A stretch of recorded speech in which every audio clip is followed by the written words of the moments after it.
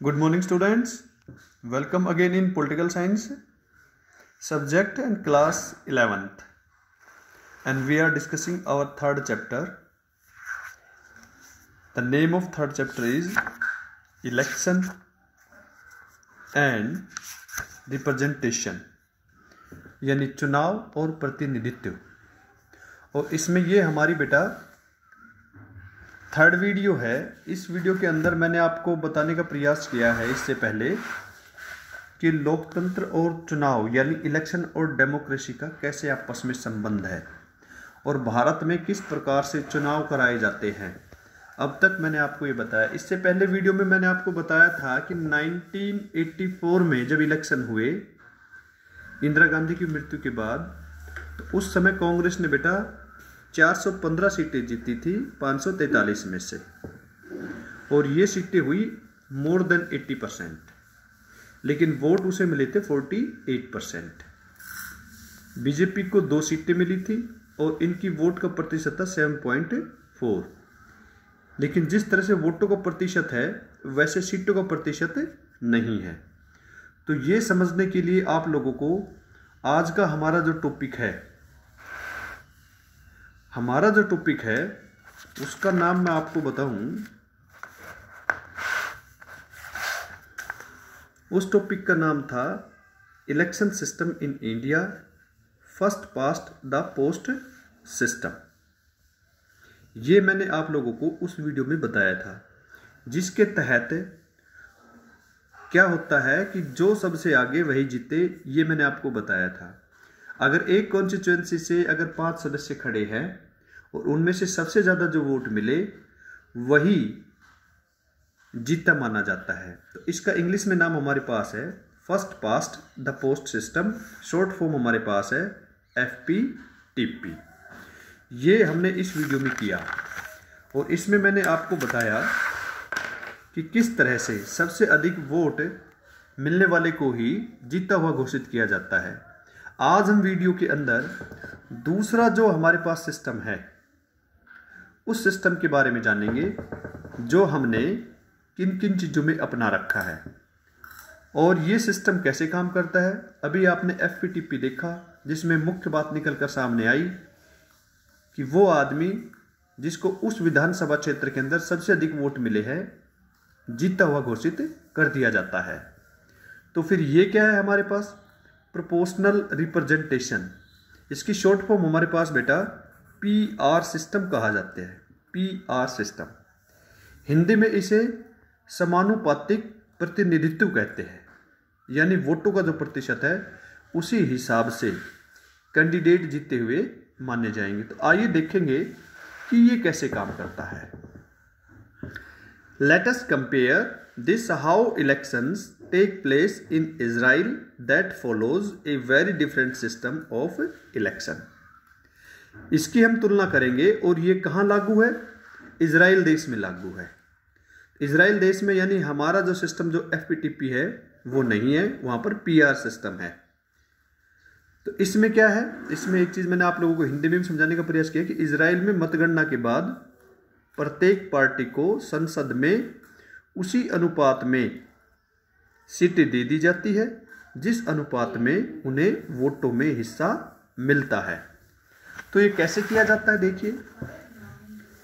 Each party fills its quotas of seats by picking those many of its nominees from a preference list that has been declared before the election. यानी party जो है अपने कैंडिडेटों की list भेजती है और list उसी हिसाब से भेजती है जिस हिसाब से उनके वोटों का प्रतिशत है। This system of elections is called the proportional representation, यानी PR सिस्टम। तो इसे प्रोपोर्शनल सिस्टम कहा जाता है। और बेटा ये 2 प्रकार का है proportional system. It is of 2 types. आइए फर्स्ट टाइप की ओर हम बात करेंगे। तो फर्स्ट टाइप हमारे पास है लिस्ट सिस्टम। एक लिस्ट बनाई जाती है। तो इसके तहत क्या होगा? Under the list system the entire country is considered as a single constituencies, यानी पूरा जो देश है वो एक ही कॉन्स्टिट्यूएंसी माना जाता है। लेकिन हमारा देश जो है एफपीटीपी में एक कॉन्स्टिट्यूएंसी नहीं 543 कॉन्स्टिट्यूएंसीज है। ये सिंगल कॉन्स्टिट्यूएंसी ही मानी जाती है और is divided into a large number of multi member constituency. या हम ये भी कह सकते हैं कि पूरी कॉन्स्टिट्यूएंसी, पूरा देश एक ही संवैधानिक क्षेत्र है। दूसरा इसमें क्या कहा जाता है, वोटर्स वोट फॉर पार्टीज। यहां पर जो मतदाता है वो पार्टी को वोट देते हैं, नॉट फॉर कैंडिडेट, कैंडिडेट को नहीं। यहां पर मैं आपको हल्का सा समझाना चाहूंगा कि जैसे मान लीजिए हमारे इंडिया में कंपैरिजन हम करें कि भाई हम कांग्रेस को वोट दें या बीजेपी को वोट दें, कैंडिडेट को वोट नहीं देते। लेकिन इंडिया के अंदर वोट हम कैंडिडेट को भी देते हैं और पार्टी को भी देते हैं, यानी कैंडिडेट भी, उम्मीदवार भी इस पर डिपेंड करता है। कई दफा जैसे मान लीजिए हम अपने जाति के ही कैंडिडेट को वोट देते हैं, लेकिन वहां पर स्पेशली फोकस पार्टी की तरफ होता है। अच्छा, मान लीजिए ये हो गया कि भाई पार्टी को वोट मिलती है, कैंडिडेट को नहीं, क्योंकि वहां पर कैंडिडेट का कोई नाम नहीं होता है। Parties are allocated seats in direction proportion to the votes they get in the election.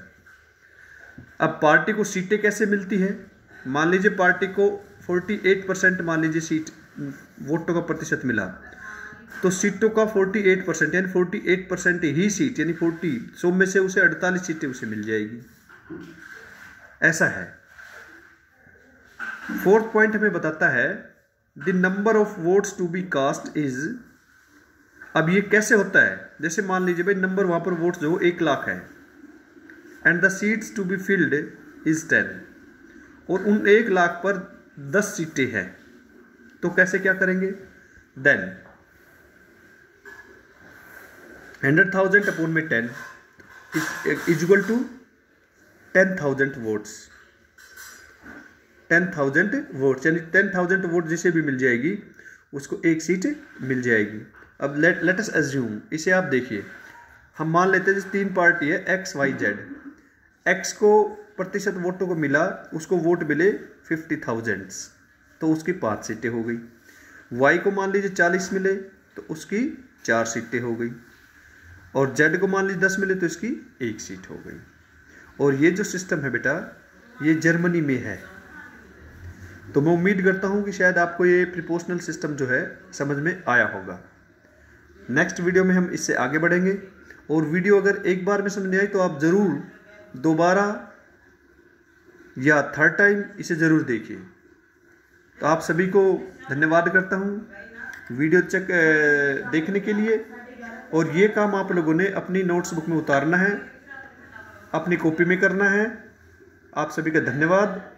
आपके स्वास्थ्य की अच्छी, भगवान से दुआ करता हूँ आपका स्वास्थ्य अच्छा रहे। और एक बार दोबारा मैं Hiralal sir from MLP international school Rajpura से, थैंक यू।